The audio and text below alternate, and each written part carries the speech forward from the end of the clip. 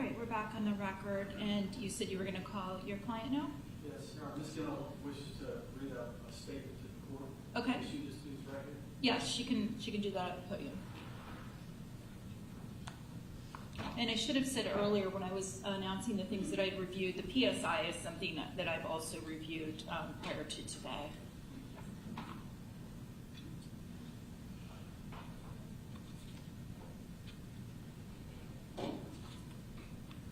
Your Honor, I know she's about to read a statement, but that doesn't prevent me from cross-examination. If she's going to make a statement, you're going to have the right to cross her. Okay, any objection? Cross should be limited to as it relates to what's contained in her written statement. I agree. Just like any other cross-exam would be limited to the subject of the testimony.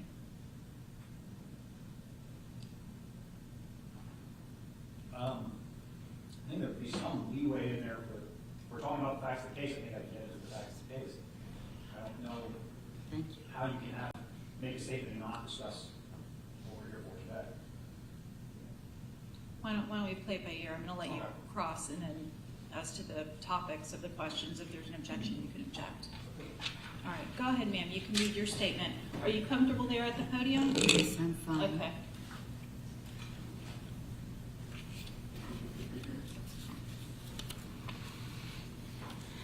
Your Honor, for 2 years, I've been preparing myself mentally and emotionally to spend the rest of my life in prison.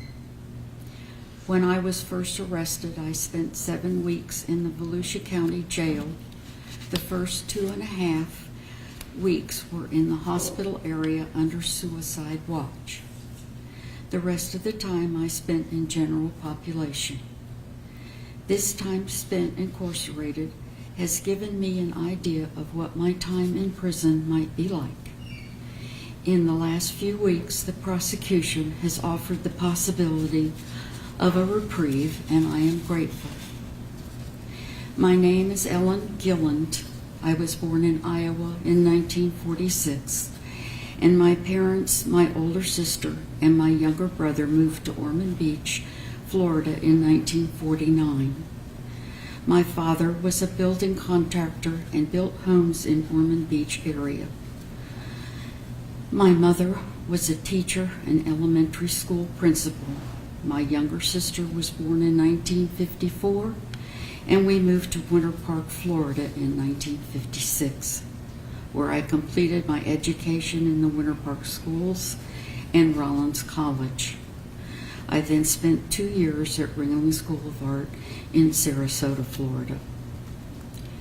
I had a varied work career until I was in my 50s. I worked as a professional photography lab, retail sales and management for Walden Books, and had my own foliage nursery. Jerry worked for a construction firm that installed high-purity stainless steel piping for the computer and pharmaceutical industries. He traveled all over the country as an installer and then as a superintendent. I traveled with him often. We decided that I needed some kind of retirement plan, so since I had a degree in education and I had an interest in exceptional education, I returned to college and obtained my master's degree at Nova Southeastern. I worked during the day and went to school at night. I was hired as an ESE teacher at Mount Dora Middle School in 1997. I also worked at DeLand Middle School and Mount Dora High School and retired in 2013. I met Jerry Gilland in the 8th grade, and we were friends all through middle and high school. We started dating after we accidentally bumped into each other at Christmas 1964 in the old Winter Park Mall. We dated intermittently and then seriously before Jerry went to Vietnam in 1967. He was a clerk typist and was assigned to a joint Air Force and Army command office. He was the go-to guy when the colonel and the major needed anything, so he was able to get to know many of the military and civilian people on the base. My brother, Gene, was in Vietnam at the same time Jerry was there. He was a ranger and was wounded at about the time he was to have rotated back to the U.S. Due to some lost paperwork, he was passed over and wrote to my mother that he would not make it home. My mother contacted me, and since Jerry was able to call me at times, I relayed the news to him. He was able to get permission to walk Gene's orders through the command, and Gene was able to go home. My brother always said that Jerry saved his life in Vietnam. My husband was a remarkable man. He was kind, generous, funny, and loving. We supported each other through wonderful and sometimes not so wonderful times.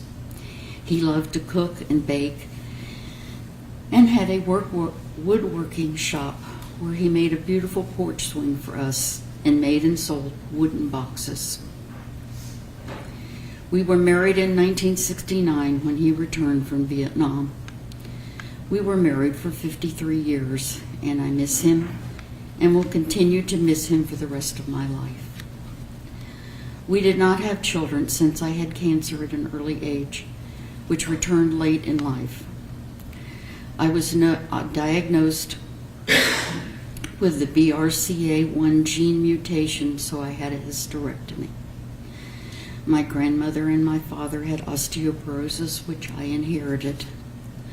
I injured my spine when I was about 5 years old and continued to break bones periodically throughout my life. I have had a dozen hospital stays with broken bones. I have a replaced left hip, replaced right knee, metal rods in both my femurs, and a pin in my right hip. My left knee is bone on bone and very painful. I am able to walk without my walker, but use it most of the time when I have some distance to walk or I'm going someplace unfamiliar. I also use it to keep from tripping over things like an uneven sidewalk. I have type 2 diabetes, high cholesterol, acid reflux, sleep apnea, COPD, and Sjogren's syndrome.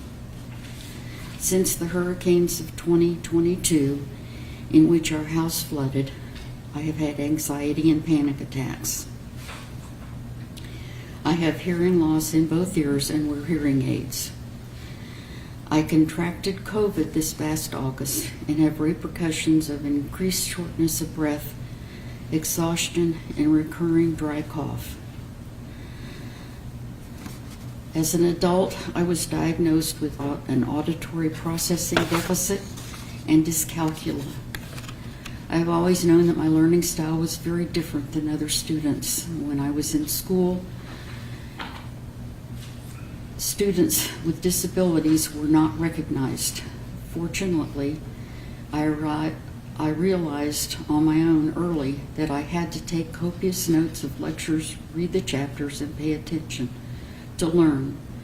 The diagnosis answered many of my questions about myself. I have lived in Central Florida all my life. Jerry and I bought our first home in Orlando shortly after we were married and lived there for 20 years. We then moved to Lake County and built a home where we lived for 30 years.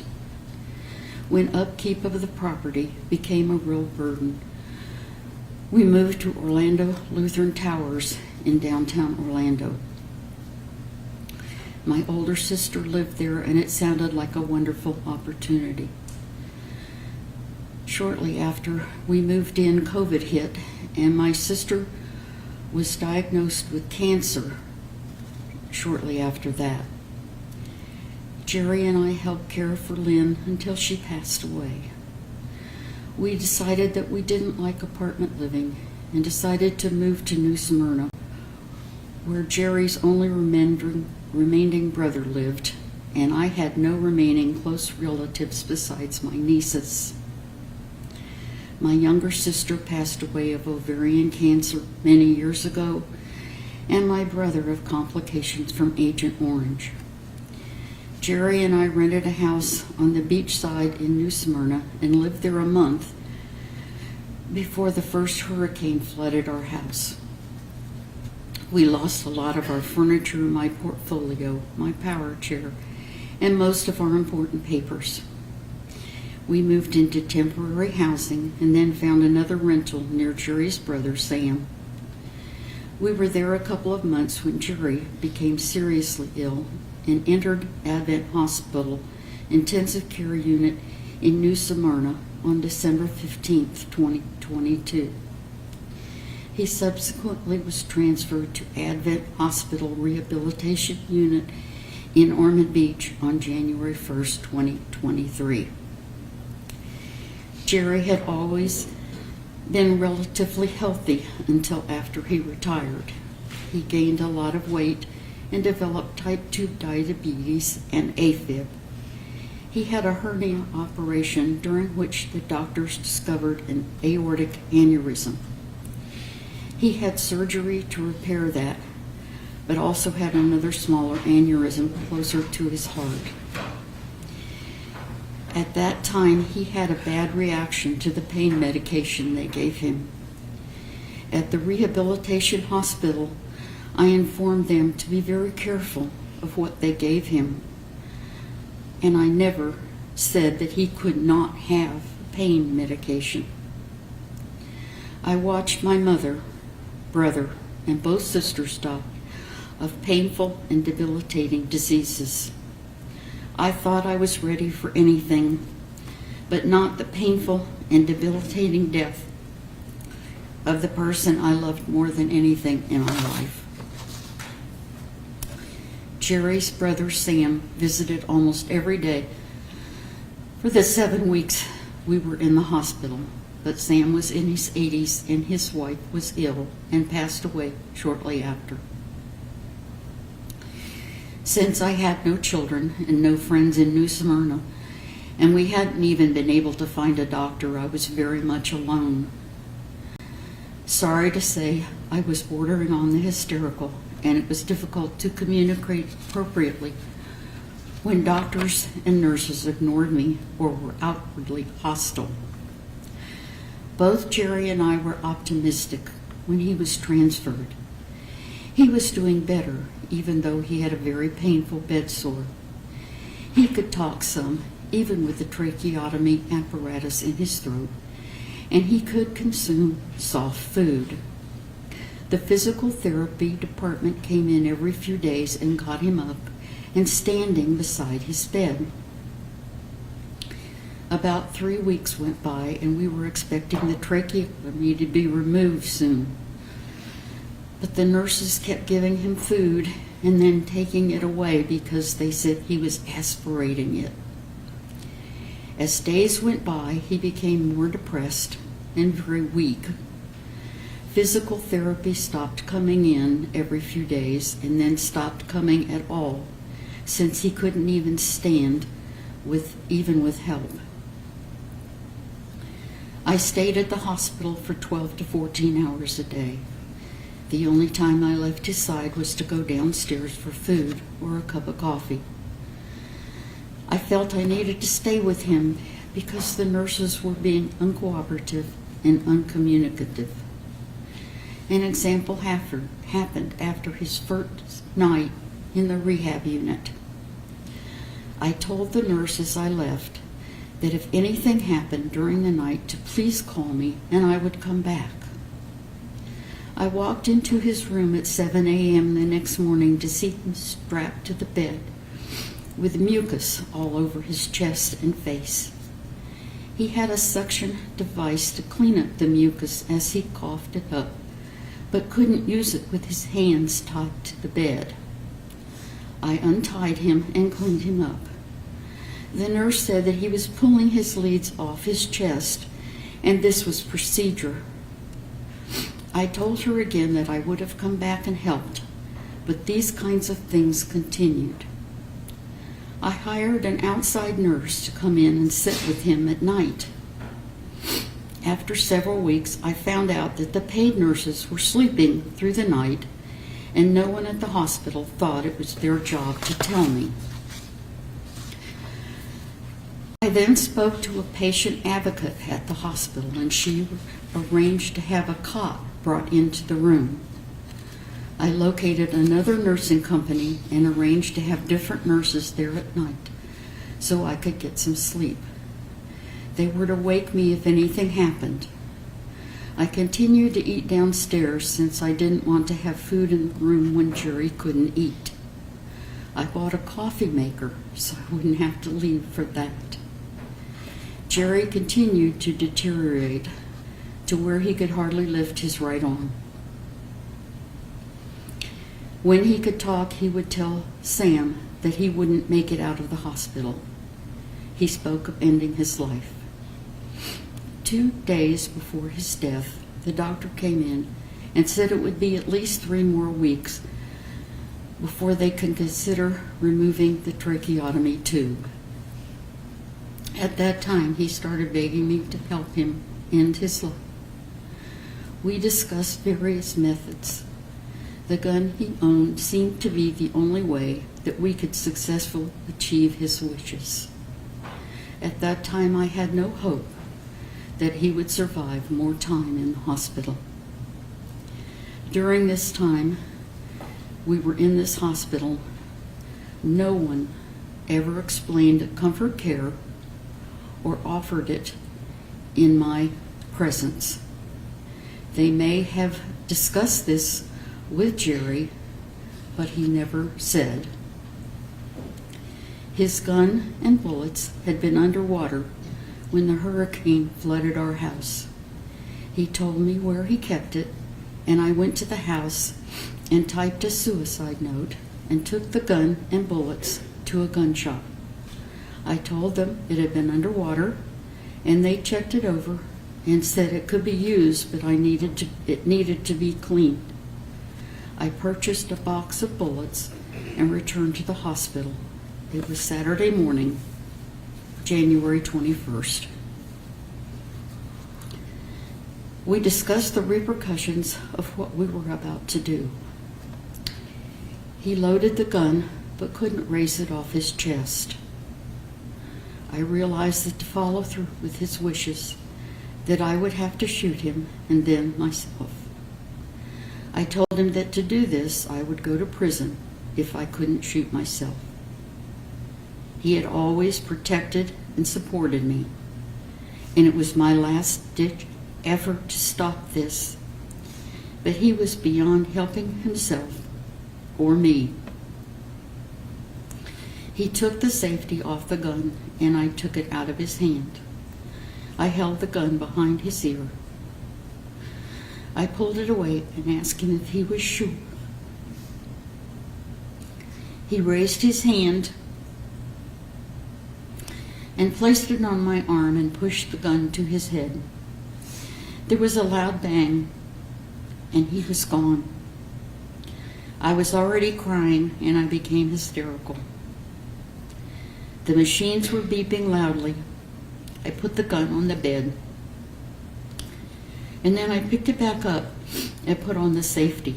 It had gone off so easily, I didn't want to shoot him again or put a hole in the bed. I sat beside him, holding his hand and crying until the male nurse came in the room. He was startled and said he thought some equipment had fallen. I told him to leave, and he just stood there. I picked up the gun and waved it around and told him I had a gun and leave me alone. He left. I am sure he was very traumatized, and I felt sorry, but I needed to be left alone to try to deal with what would come next. The security guards from the hospital came to the door. I told them to go away, that I had a gun. Then 2 female nurses peeked around the door, and I told them the same thing.